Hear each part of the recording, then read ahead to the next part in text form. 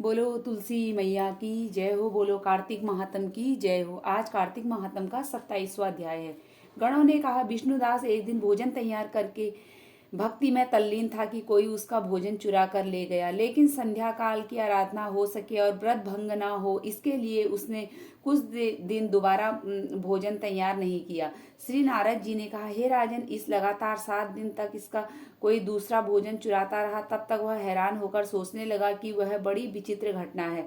न जाने कौन कौन हर रोज मेरे भोजन को चुरा कर ले जाता है, फिर भी देव स्थान को वह छोड़ना को नहीं छोड़ना चाहिए। अगर मैं भोजन बनाकर खा लेता हूँ तो देर हो जाएगी और पूजा छूट जाएगी, अतः मुझे भोजन बनाकर तुरंत खाना नहीं चाहिए।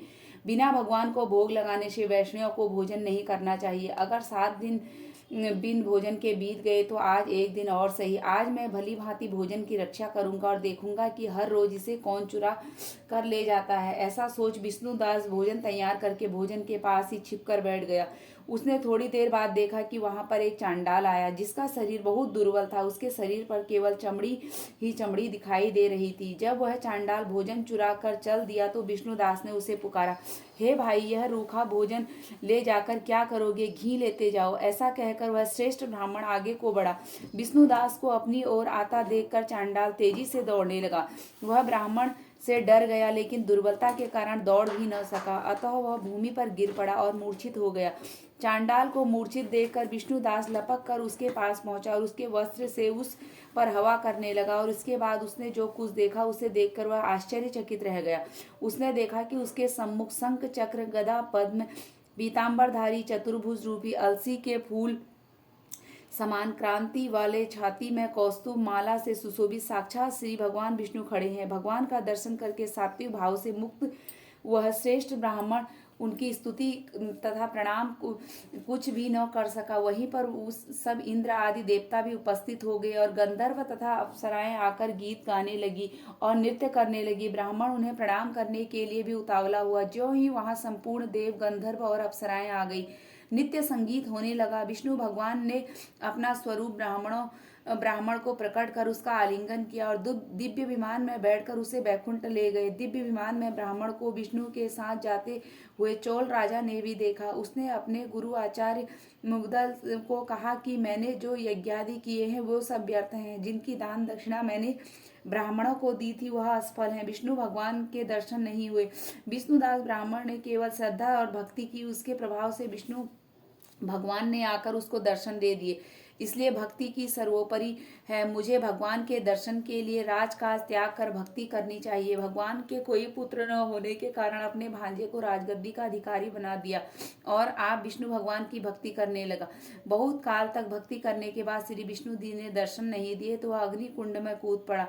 अग्नि में प्रकट होकर विष्णु भगवान ने राजा को गोदी में उठा लिया और कहा कि मैं तेरे त्याग और भक्ति से बहुत प्रसन्न हूँ। उसका आलिंगन करके उसको दिव्य विमान मैं अपने साथ बिठाकर बैकुंठ में ले गए। विष्णु जी ने अपने समान रूप वाले ब्राह्मण को पुण्यशील और राजा चोल को सुशील नाम देकर दोनों को अपना द्वारपाल बनाया। तो 27वें अध्याय की कथा यही पूर्ण हुई। अब 28वां अध्याय।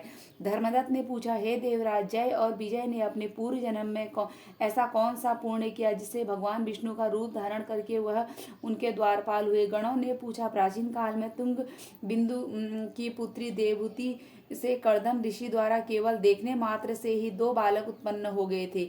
उसमें से बड़े का नाम जय और छोटे का नाम अजय हुआ। बाद में देवहूति के गर्भ से कपिल देव भी हुए। जय और अजय दोनों ही विष्णु जी के बड़े भक्त और धर्मात्मा थे। दोनों ही नित्य प्रति अष्टाक्षर मंत्र का जाप करते थे और विष्णु जी का व्रत करते थे। भगवान इन दोनों भाइयों पर अत्यंत प्रसन्न हुए और नित्य पूजा के समय उनको दर्शन दिया करते थे। एक समय राजा के निमंत्रण पर देवर्षि नारद जी गणों सहित राजा के यज्ञ में पधारे। उस यज्ञ में जय ने ब्रह्मा और अजय ने पुरोहित बनकर यज्ञ को संपूर्ण करवाया। यज्ञ की विधि पूर्वक समाप्ति हुई। मारुत राजा ने जय और अजय को बहुत सा धन दिया। वह दोनों भाई दक्षिणा लेकर अपने आश्रम में आए। धन का बंटवारा करते समय दोनों भाइयों का आपस में झगड़ा हो गया। जय ने अजय से कहा कि धन के बराबर भाग होने चाहिए। अजय ने कहा जितना धन जिसको मिल जाए उतना ही उसका होगा।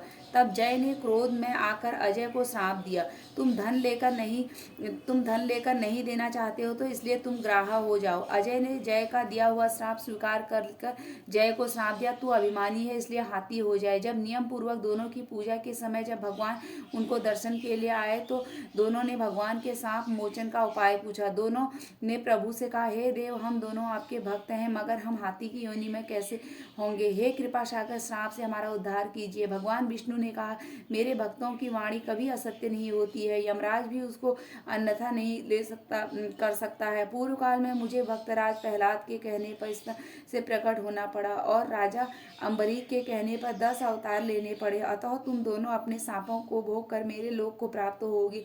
इतना कहकर विष्णु जी अंतर्ध्यान हो गए। गणों ने कहा, फिर दोनों गंडकी नदी के किनारे मगर और हाथी हुए। जाति स्मरण रहने के कारण इस योनि में भी भगवान विष्णु का व्रत और नियम किया करते थे। एक दिन कार्तिक की पूर्णमासी को वह हाथी स्नान करने गंडकी नदी में आया। तब पिछले जन्म के सांप स्मरण करके मगर ने हाथी को पकड़ लिया तो हाथी ने विष्णु जी का स्मरण किया। फिर क्या हुआ, तुरंत ही शंख चक्र गदा पद्मधारी भगवान अपने सुदर्शन चक्र द्वारा उन दोनों मगर और हाथी का उद्धार किया और उन दोनों को अपने जैसा रूप दे दिया कर उसे बैकुंठ ले गए। उसी दिन से उस स्थान पर हरि क्षेत्र प्रसिद्ध है। चक्र के आघात से वहां पत्थरों में भी चिन्ह हुए हैं। वह दोनों जय और अजय के नाम से आज तक संसार में प्रसिद्ध हैं। हे प्रिय, आपने विष्णु जी के द्वारपालों के संबंध में जो प्रश्न किया था उसका विस्तृत उत्तर दे दीजिए। इसलिए हे दिस, तुम भी ईर्ष्या और देश को त्याग कर नित्य भगवान विष्णु का व्रत करो। जगत के प्रत्येक जीव को इस दृष्टि देखो। तुला, मकर और मेष की संक्रांति में नित्य प्रति स्नान किया करो। तुलसी वन की रक्षा किया करो। एकादशी व्रत किया करो। तुलसी वन की रक्षा किया करो। गौ, ब्राह्मण, वैष्णव की सेवा के लिए हर समय तैयार रहा करो।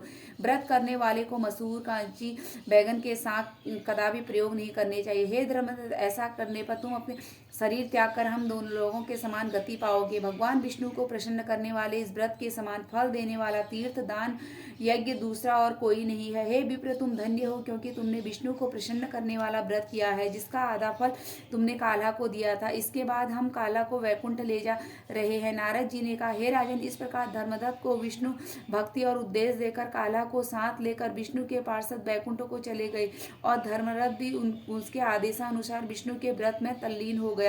जब उसका देहांत हुआ तो अपनी दोनों स्त्रियों के साथ वैकुंठ लोक को गया।